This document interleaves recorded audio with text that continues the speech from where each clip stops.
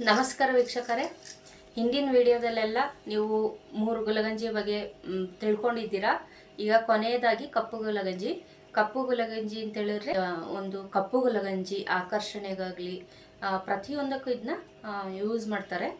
ಇದ್ರ ಬಗ್ಗೆ ಗುರುಗಳು ಏನು ಹೇಳ್ತಾರೆ ನೋಡೋಣ ಬನ್ನಿ. ಗುರುಗಳೇ, ನಮಗೀಗ ಸಾಕಷ್ಟು ಮಾಹಿತಿಗಳು ಕೊಟ್ಟಿದ್ದೀರಾ. ಬಿಳಿ ಗುಲಗಂಜಿ, ಹಸಿರು ಗುಲಗಂಜಿ, ಹಾಗೆ ಕೆಂಪು ಗುಲಗಂಜಿ ಬಗ್ಗೆ. ಇನ್ನು ಉಳಿದಿರೋಂಥದ್ದು ಕಪ್ಪು ಗುಲಗಂಜಿ. ಕಪ್ಪು ಗುಲಗಂಜಿ ಬಗ್ಗೆ ಸ್ವಲ್ಪ ಡೀಟೇಲ್ ಆಗಿ ತಿಳಿಸ್ಕೊಡಿ ಗುರುಗಳೇ. ಓಂ ಶಾಂತಿ. ಗುರುಮಕ್ಕಳೇ, ಭಕ್ತರೇ, ಮಿತ್ರರ ಅಭಿಮಾನಿಗಳೇ, ನಿಮ್ಮೆಲ್ಲರಿಗೂ ಒಳ್ಳೆಯದಾಗಲಿ. ಒಳ್ಳೆಯವ್ರಿಗೆ ಯಾವಾಗಲೂ ಒಳ್ಳೆಯದಾಗಲಿ. ವೀಕ್ಷಕರೇ, ಈಗಾಗಲೇ ಗುಲಗಂಜಿಗಳ ಬಗ್ಗೆ ನಾನು ಮಾಹಿತಿಯನ್ನು ಕೊಟ್ಟಿದ್ದೀನಿ. ಆದಷ್ಟು ಭಾಗ 1ರಿಂದ ಭಾಗ 6ರವರೆಗೆ ನಾವು ಕೊಟ್ಟಿದ್ದೀನಿ ಮಾಹಿತಿಯನ್ನು. ಈಗ ಭಾಗ 5, 7 ಇರುತ್ತೆ. ಕಪ್ಪು ಗುಲಗಂಜಿ ಬಗ್ಗೆನೂ ನಾನು ಮಾಹಿತಿ ಕೊಟ್ಟಿದ್ದೀನಿ. ಇದು ಭಾಗ 7. ಇಲ್ಲಿವರೆಗೆ 6 ಭಾಗಗಳನ್ನು ಇದೇ ನಿಮ್ಮ ಯೂಟ್ಯೂಬ್ ಚಾನಲಲ್ಲಿ ವಿಡಿಯೋ ಮಾಡಿ ಅಪ್ಲೋಡ್ ಮಾಡಲಾಗಿದೆ. ನೀವೆಲ್ಲ ನೋಡಿರ್ತೀರ. ನೋಡಿದರೆ ಇಲ್ಲಿಂದ ಕಂಟಿನ್ಯೂ ಮಾಡಿ. ನೋಡಿಲ್ಲ ಅಂದರೆ ಹಿಂದೆ ಭಾಗದ ವಿಡಿಯೋಗಳನ್ನು ನೋಡಿ, ಇದನ್ನು ನೋಡಿ, ಆಗ ನಿಮಗೆ ಕ್ಲಾರಿಟಿ ಬರುತ್ತೆ. ಹಿಂದೆ ಭಾಗಗಳಲ್ಲಿ ಬಿಳಿಯ ಗುಲಗಂಜಿ, ಕೆಂಪು ಗುಲಗಂಜಿ, ಹಸಿರು ಗುಲಗಂಜಿ ಅವ ಬಗ್ಗೆ ಮಾಹಿತಿ ಕೊಟ್ಟಿದ್ದೀವಿ. ಹಾಗೆ ಕಪ್ಪು ಗುಲಗಂಜಿ ಬಗ್ಗೆನೂ ಪಾರ್ಟ್ 1 ಕೊಟ್ಟಿದ್ದೀವಿ. ಆದರೆ ಕಪ್ಪು ಗುಲಗಂಜಿನಲ್ಲಿ 2 ಭಾಗ ಮಾಡ್ತಾಯಿದ್ವಿ. ಇದು ವಿಶೇಷ. ಹೇಗೆ ಅಂದರೆ, ಭಾಗ 1ರಲ್ಲಿ ಕಾಳಿ, ಮಹಾಕಾಳಿ, ರಕ್ತಬೀಜಾಸುರ ಇತ್ಯಾದಿ ಬಂದಿದೆ ಸ್ಟೋರಿ. ಭಾಗ 1ರಲ್ಲಿ ಕಪ್ಪು ಗುಲಗಂಜಿ. ಇದು ಭಾಗ 2 ಕಪ್ಪು ಗುಲಗಂಜಿ. ಏನಪ್ಪ ಅಂದರೆ, ಶನೇಶ್ವರ, ರಾಹು, ಕೇತು ಈ ಒಂದು ಕಪ್ಪು ಗುಲಗಂಜಿ ಭಾಗ 2ರಲ್ಲಿರುತ್ತೆ ಮಾಹಿತಿ. ಇದನ್ನು ಪೂರ್ಣ ವಿಡಿಯೋನ ನೀವು ನೋಡಿ, ಹಾಗೆ ಹಿಂದಿನ ಭಾಗಗಳನ್ನು ನೋಡಿ, ಈ ಭಾಗವನ್ನು ಪೂರ್ತಿಯಾಗಿ ನೋಡಿ. ಶನಿ ಕಾಟ ಇಲ್ಲ ಅಂದರೆ ನಮಗೆ ಗುರು ಒಲಿತಾರೆ, ಅಥವಾ ಗುರು ಒಲಿದ್ರೆ ಶನಿ ಕಾಟ ಇರಲ್ಲ, ನೆನಪಿಟ್ಕೊಳ್ಳಿ. ಹಾಗೆ ರಾಹುಕೇತು ನಮ್ಮ ಗ್ರಹಗತಿಯಲ್ಲಿ ಸರಿಲ್ಲದೆ ಹೋದರೆ, ನೆಗೆಟಿವ್ ಆದರೆ ಕಷ್ಟಗಳು ತಪ್ಪಿದ್ದಲ್ಲ. ರೋಗಗಳು, ಬಾಧೆಗಳು, ಸಾಲದ ಬಾಧೆಗಳು, ಶತ್ರುಗಳ ಭಯ ಇತ್ಯಾದಿ ಉಟ್ಕೊಳ್ಳುತ್ತೆ. ಕಷ್ಟ ನಷ್ಟಗಳು ಉಟ್ಕೊಳ್ತವೆ. ಅದಕ್ಕೆ ಶನೇಶ್ವರನ ದಯ ಬೇಕು, ರಾಹುಕೇತು ಇವರ ಸಪೋರ್ಟ್ ಬೇಕು ನಮಗೆ. ಆವಾಗಲೇ ನಾವು ಉದ್ಧಾರ ಆಗೋದು. ಗೊತ್ತಾಯ್ತಲ್ಲ? ಹಾಗಾದರೆ ಭಕ್ತಿ ಮಾರ್ಗದಲ್ಲಿ ನಾವು ಮುಖ್ಯವಾಗಿ ಮೊದಲನೇದಾಗಿ ಹೊಲಿಸ್ಕೋಬೇಕು. ಅದರ ಜೊತೆಗೆ ನಾವು ವೈದ್ಯಕೀಯವಾಗಿ, ಆರೋಗ್ಯ ಬಗ್ಗೆ ವೈದ್ಯಕೀಯವಾಗಿ, ಹಾಗೆ ಯಂತ್ರ ತಂತ್ರ ಮಂತ್ರದ ಬಗ್ಗೆ ಗುಲಗಂಜಿಗಳನ್ನು ಉಪಯೋಗಿಸ್ಬೇಕಾಗುತ್ತೆ. ಗೊತ್ತಾಯ್ತಲ್ಲ? ಇದರಿಂದ ನಾವು ಯಾಂತ್ರಿಕ ಒಂದು ತಂತ್ರಗಾರಿಕೆಯಿಂದ ನಾವು ಒಂದು ಶಕ್ತಿಯನ್ನು ಉಪಯೋಗಿಸ್ಕೊಂಡು, ಪಾಸಿಟಿವ್ ಎನರ್ಜಿ ಉಪಯೋಗಿಸ್ಕೊಂಡು, ಗುಲಗಂಜಿಗಳಿಂದ ಅವುಗಳ ಸಹಾಯದಿಂದ ನಾವು ಬೀಜಾಕ್ಷರ ಮಂತ್ರಗಳನ್ನು 108 ಬಾರಿ ಜಪಿಸಿ ಆರಾಧನೆ ಮಾಡಿ ಆ ದೈವ ಆಶೀರ್ವಾದವನ್ನು ಪಡಿತೀವಿ. ಇದು ಒಂದು ಮೆಥಡ್. ಆಲ್ರೆಡಿ ಬಿಳಿ ಗುಲಗಂಜಿ, ಹಸಿರು ಗುಲಗಂಜಿ, ಕೆಂಪು ಗುಲಗಂಜಿ, ಕಪ್ಪು ಗುಲಗಂಜಿ ಇದ್ರ ಬಗ್ಗೆ ತಿಳಿಸ್ಕೊಟ್ಟಿದ್ದೀನಿ. ಯಾವ ರೀತಿ ಜಪ ಮಾಡೋದು, ಯಾವ ರೀತಿ 108 ಸಾರಿ ಗುಲಗಂಜಿಗಳನ್ನು ಒಂದು ಬಟ್ಲಲ್ಲಿ ಹಾಕ್ಕೊಂಡು, ಬಟ್ಟೆನಲ್ಲಿ ಇಟ್ಕೊಂಡು, ಅದನ್ನು ಒಂದೊಂದೇ ಗುಲಗಂಜಿ ಸೈಡ್ಗೆ ಹಾಕಿ ಬೀಜಾಕ್ಷರ ಮಂತ್ರ ಹೇಳ್ತೀವಿ. ಅದೆಲ್ಲ ಹಿಂದಿನ ವಿಡಿಯೋಗಳು ನೋಡಿ, ಅದರಲ್ಲಿದೆ. ಆದರೆ ಶನೇಶ್ವರ, ಮೇನಲ್ಲಿ ಶನೇಶ್ವರ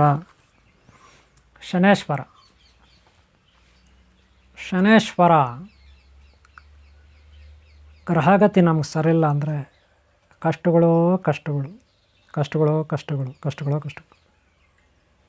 ಶನೇಶ್ವರ ಯಾಕೆ ಕಷ್ಟ ಕೊಡ್ತಾನಂದರೆ, ನಮಗೆ ಗೊತ್ತಿದ್ದೋ ಗೊತ್ತಿಲ್ಲದೇನೋ ಒಂದು ಚೂರು ಅಹಂಕಾರ ಪಟ್ಟರು ನಾವು, ಗೊತ್ತಿದ್ದೋ ಗೊತ್ತಿಲ್ಲದೇನೋ ಶನೇಶ್ವರ ಹೆಗಲ ಮೇಲೆ ಕೂತ್ಕೊಳ್ತಾನೆ. ಇದು ಒಂದನೇದು. ಅದೇ ನಾವು ಇನ್ನು ದುರಹಂಕಾರನೇ ಪಡ್ತಾರೆ ಅತಿಯಾಗಿ, ಅವ್ರ ಕತೆ ಅಂತೂ ಬೇಡ. ಆದರೆ ಕೆಲವರು ಎಷ್ಟೇ ಕೆಟ್ಟದ್ದು ಮಾಡಲಿ, ದುರಹಂಕಾರ ಪಡಲಿ, ಪ್ರಾರಂಭದಲ್ಲಿ ಅವರು ಹಣ ಮಾಡ್ತಾರೆ, ಆಸ್ತಿ ಮಾಡ್ತಾರೆ, ಒಂದು ಟೂ ವೀಲರ್ ತಗೊಳ್ತಾರೆ, ಕಾರ್ ತಗೊಳ್ತಾರೆ, ತುಂಬ ಆಸ್ತಿ ಮಾಡ್ತಾರೆ, ನೂರಾರು ಕೋಟಿ ಸಾವಿರಾರು ಕೋಟಿನೂ ಕೆಲವರು ಮಾಡ್ತಾರೆ ಬಿಡಿ. ಅದರಲ್ಲಿ ಎಲ್ಲರೂ ಕೆಟ್ಟವರು ಅನ್ನಲಿಲ್ಲ. ಕೆಲವರು ದುರಾಂಕಾರ ದುರಾಸೆ ಇನ್ನೊಬ್ಬರನ್ನ ತುಳಿದ ಮೇಲೆ ಬರ್ತಾರೆ. ಆದರೆ ಅವ್ರಿಗೆ ಒಂದಲ್ಲ ಒಂದಿನ ಶನೇಶ್ವರ ಅವರು ಹೆಗಲ ಮೇಲೆ ಕೂತ್ಕೊಳ್ತಾನೆ. ಹಾಗೆ ನಾವೇ ಒಳ್ಳೆಯವರೇ ತಪ್ಪು ಮಾಡಿಬಿಟ್ರೆ ಶನೇಶ್ವರ ಕೂತ್ಕೊಬಿಡ್ತಾನೆ ಅಂದಮೇಲೆ ಉದ್ದೇಶಪೂರ ಅವ್ರಿಗೆ ಎಷ್ಟೇ ಬುದ್ಧಿ ಹೇಳಿದ್ರು ಯಾರ್ಯಾರೋ ಶಾಪ ತಗಲಿರುತ್ತೆ, ಅವ್ರು ಯಾರ ಮಾತು ಕೇಳಲ್ಲ. ಅಂಥ ದುರಾಂಕಾರಿಗಳು ಹೆಗಲ ಮೇಲೆ ಕೂತ್ಕೊಳ್ಳಲ್ವಾ? ಹೆಗಲ ಮೇಲೆ ತಲೆ ಮೇಲೆ ಕೂತ್ಕೊಬಿಡ್ತಾನೆ ಅವ್ರಿಗೆ. ಇದು ನಿಮ್ಗೆ ಗೊತ್ತಿರೋ ವಿಚಾರ ಅಲ್ವಾ?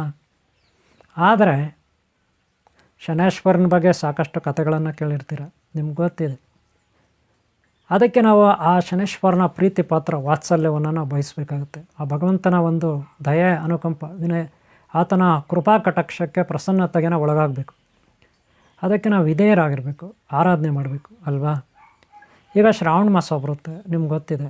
ಶ್ರಾವಣ ಶನಿವಾರಗಳಲ್ಲಿ ಪ್ರತಿ ಶನಿವಾರ ಶನೇಶ್ವರನ ದೇವಾಲಯಕ್ಕೆ ಹೋಗಿ ಅಥವಾ ಮನೆಯಲ್ಲಿ ನೀವು ಗುಲಗಂಜಿ ಇಟ್ಕೊಂಡು ಒಂದೊಂದು ಮಂತ್ರ ಹೇಳ್ತಾ ಆತನ ಸ್ಮರಣೆ ಮಾಡಿ 108 ಬಾರಿ ಪಾಪಕರ್ಮಗಳ ನಿವಾರಣೆಗಾಗಿ, ಆತನ ಕೃಪಾ ಕಟಾಕ್ಷಕ್ಕಾಗಿ. ಗೊತ್ತಾಯ್ತಲ್ಲ? ನಾನು ಬೀಜಾಕ್ಷರ ಮಂತ್ರ ಹೇಳ್ಕೊಡ್ತೀನಿ. ಏನೋ ಶನೇಶ್ವರನ ಬಗ್ಗೆ ಬೀಜಾಕ್ಷರ ಮಂತ್ರ ಕೊಡ್ತೀನಿ. ಹಾಗೆ ರಾಹು ಕೇತು ಅವ್ರಿಗೂ ಆ ಮಂತ್ರ, ಆ ಒಂದೇ ಮಂತ್ರದಲ್ಲಿ ಅವ್ರದ್ದು ಮಂತ್ರ ಬೀಜಾಕ್ಷರ ಮಂತ್ರ ಕೊಡ್ತೀನಿ. ಗೊತ್ತಾಯ್ತಲ್ಲ? ಪ್ರತಿ ಶನಿವಾರ ನೆನ್ಪಿಟ್ಕೊಳ್ಳಿ. ಯಾವ ವಾರ? ಪ್ರತಿ ಶನಿವಾರ 48 ದಿನ. ಆಲ್ರೆಡಿ ಶ್ರಾವಣ ಮಾಸ 1 ತಿಂಗಳಿರುತ್ತೆ. 1 ತಿಂಗಳು ಮಾಡಿದ್ರೂ ಪರವಾಗಿಲ್ಲ, 4 ವಾರ ಬರುತ್ತೆ. ಎಷ್ಟೋ 4 ವಾರ ಪ್ರತಿ ಶನಿವಾರ. ನೀವೇನು ಮಾಡಬೇಕು? ಬ್ಲ್ಯಾಕ್ ಗುಲ್ಗಂಜಿ, ಕಪ್ಪು ಗುಲ್ಗಂಜಿ ಇಟ್ಕೋಬೇಕು. ಎಲ್ಲಿ? ಮನೆಯಲ್ಲಿ, ದೇವ್ರ ಮನೆಯಲ್ಲಿ ಒಂದು ಕಪ್ಪಿನಲ್ಲಿ ಇಟ್ಕೊಬಿಟ್ಟು ಒಂದೊಂದೇ ಗುಲ್ಗಂಜಿ ಇನ್ನೊಂದು ಕಪ್ಪಿನಲ್ಲಿ ಹಾಕಬೇಕು. ಅಲ್ಲಿ ಬಟ್ಟೆ ಇರಬೇಕು, ಕಪ್ಪು ಬಟ್ಟೆ ಯೂಸ್ ಮಾಡಬೇಕು. ಇಲ್ಲಿ ನೆನ್ಪಿಟ್ಕೊಳ್ಳಿ, ಕಪ್ಪು ವಸ್ತ್ರ ಯೂಸ್ ಮಾಡಬೇಕು. ನೀವು ಕೂಡ ಕಪ್ಪು ಟವಲ್ ಹಾಕ್ಕೋಬೇಕು ಅಥವಾ ಕಪ್ಪು ಪಂಚೆ ಕಟ್ಕೋಬೇಕು. ಪಂಚೆ ಅಥವಾ ಕಪ್ಪು ಟವಲ್. ಆವತ್ತು ನೀವು ಪುಳಿಯೋಗರೆ, ಪಲಾವು, ಚಕ್ಕಲಿ, ಕೋಡುಬಳೆ ಇತ್ಯಾದಿ ನೈವೇದ್ಯ ಇಡಬೇಕು ಪ್ರತಿ ಶನಿವಾರ. ಅಥವಾ ಪಾಯಸನೂ ಇಡ್ಬೋದು, ಸ್ವೀಟು ಇಡ್ಬೋದು, ಖಾರನೂ ಇಡ್ಬೋದು. ಇಲ್ಲಿ ರಾಹು ಕೇತು ಶನೇಶ್ವರ ಈ 3 ಜನಕ್ಕೆ ಸೇರಿಸಿ ಒಂದು ಬೀಜಾಕ್ಷರ ಮಂತ್ರ ಕೊಡ್ತೀನಿ ನಾನು. ಗೊತ್ತಾಯ್ತಿಲ್ಲ? ಅದನ್ನು ನೀವು ಒಂದು ಸಾರಿ ನೋಡ್ಕೊಬಿಡಿ. ಬೀಜಾಕ್ಷರ ಮಂತ್ರ ನೋಡ್ಕೊಬಿಡಿ. ಬೀಜಾಕ್ಷರ ಮಂತ್ರ ನೋಡ್ಕೊಳ್ಳಿ.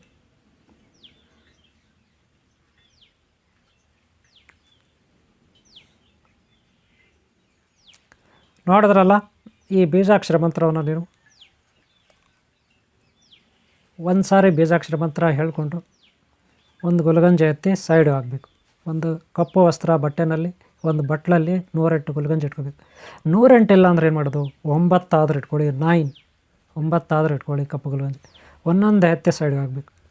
ಆವತ್ತು ನೀವು ದೇವ್ರ ಮನೆಯಲ್ಲಿ ಈ ರೀತಿ ಜಪ ಮಾಡಬೇಕು 108 ಸಾರಿ. 9 ಗುಲ್ಗಂಜಿ ಇರ್ತವೆ, 108 ಸಾರಿ ಆಗಬೇಕು. ಹಂಗಾರೆ ಎಷ್ಟು ಸಾರಿ ಆಗಬೇಕು? 11-12 ಸಾರಿ ಎತ್ತಾಗಬೇಕು. ಖಾಲಿ ಮಾಡಬೇಕು. 9 ಅಲ್ವಾ? 9 ಎಷ್ಟಾಗುತ್ತೆ? 108 ಸಾರಿ 11 ಸಾರಿ ಅಥವಾ 9 ಸಾರಿ ಮಾಡಿದ್ರೂ ಆಯಿತು, ನಡೀತದೆ. ಓಕೆನಾ? ಇದು 108 ಸಾರಿ ಆಗಬೇಕು. ಒಂದೊಂದು ಗುಲ್ಗಂಜಿ ಸೈಡ್ಗೆ ಆಗಬೇಕು. ಓಕೆನಾ? ಕಪ್ಪು ಗುಲ್ಗಂಜಿ. ಏನು ಆಹಾರ ಮಾಡಬೇಕು? ನೈವೇದ್ಯ ಪಾಯಸ, ಬಾತು, ಪುಳಿಯೋಗರೆನೂ ಮಾಡ್ಬೋದು, ಚಿತ್ರಾನ್ನ ಮಾಡ್ಬೋದು, ಏನಾದರೂ ಮಾಡ್ಬೋದು ಅಡುಗೆ, ನೋ ಪ್ರಾಬ್ಲಮ್. ಆದರೆ ಕಪ್ಪು ಬಟ್ಟೆ, ನೀಲಿ ಕಲರ್ ಹೂವು ಯೂಸ್ ಮಾಡಬೇಕು. ನೀಲಿ ಕಲರ್ ಹೂವು ಅಥವಾ ಕೆಂಪು ಕಲರ್ ಹೂವು ಯೂಸ್ ಮಾಡಬೇಕು. ನೆನ್ಪಿಟ್ಕೊಳ್ಳಿ. ಹೂವು ಯಾವುದು? ರೆಡ್ಡು ಅಥವಾ ನೀಲಿ ಬಣ್ಣದ್ದು ಯೂಸ್ ಮಾಡಬೇಕು, ಬಿಳಿದು ಯೂಸ್ ಮಾಡಬಾರ್ದು. ಓಕೆನಾ? ರಾಹು ಕೇತು ನಿಮ್ಮ ಮೊಬೈಲಲ್ಲೇ ಫೋಟೋ ಇರುತ್ತೆ, ಇಟ್ಕೋಬೋದು. ಶನೇಶ್ವರ ಇಟ್ಕೋಬೋದು. ಆದರೆ ಮಂತ್ರ ನಾನು ಹೇಳಿದ್ದೀನಲ್ಲ, ಅದನ್ನೇ ಮಾಡಬೇಕು. ಓಕೆನಾ? ಈ ರೀತಿ ನೀವು ಮಾಡಬೇಕು. ಎಷ್ಟು ವಾರ? 4 ವಾರ. ಆ ತಿಂಗಳಲ್ಲಿ ಶ್ರಾವಣ ಮಾಸದಲ್ಲಿ ಎಷ್ಟು ದಿನ ಬರುತ್ತೆ ಅಷ್ಟು. 5 ಶನಿವಾರ ಬಂದರೆ 5 ಶನಿವಾರ, 4 ಬಂದರೆ 4. ಆದರೆ ಬೆಳಗ್ಗೆ ಪೂಜೆ ಮಾಡಬೇಕು, ಸಂಜೆನೂ ಪೂಜೆ ಮಾಡಬೇಕು. ಸಂಜೆ ದೀಪ ಕಂಪಲ್ಸರಿ ಹಚ್ಚಬೇಕು. ಸಂಜೆ ದೀಪ. ಈ ರೀತಿ ನೀವು ಮಾಡಿದಾಗ ಶನೇಶ್ವರನಿಂದ, ರಾಹು ಕೇತುವಿಂದ, ಬಾಧೆಗಳಿಂದ ನೀವು ಮುಕ್ತರಾಗ್ತೀರ. ನಿಮಗೆ ಅವರು ಸ್ವಸ್ಥಿತಿನಲ್ಲಿ ಒಂದು ಯಥಾವತ್ತಾದ ಒಂದು ನಿಮ್ಮ ಅನುಕೂಲಕ್ಕೆ ತಕ್ಕಂತೆ ಗ್ರಹಬಲದಲ್ಲಿ ಅವರು ನಿಮಗೆ ಅನುಕೂಲ ಮಾಡಿಕೊಡ್ತಾರೆ. ಸ್ಥಾನಗಳನ್ನು ಅವರು ಕಾಪಾಡಿಕೊಳ್ತಾರೆ ನಿಮಗೆ ಅನುಕೂಲ ಆಗೋ ರೀತಿಯಲ್ಲಿ.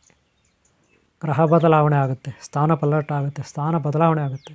ನಿಮಗೋಸ್ಕರ ಅವರು ಸಹಾಯ ಮಾಡ್ತಾರೆ.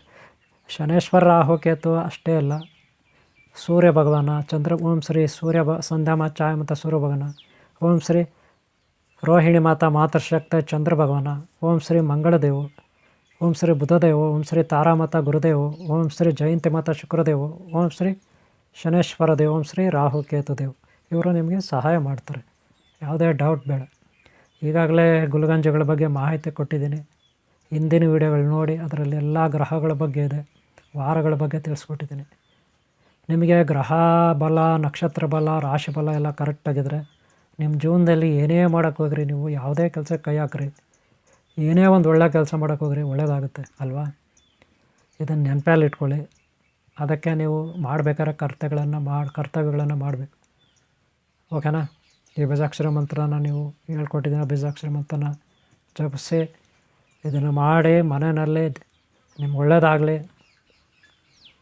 ಜಯಮಾರಿ ಪ್ರಶ್ನೆ ಕೇಳಿದ್ದಾರೆ, ಅದಕ್ಕಿದು ಉತ್ತರ. ನಿಮಗೂ ಈ ಸಂದೇಹಗಳಿರುತ್ತೆ.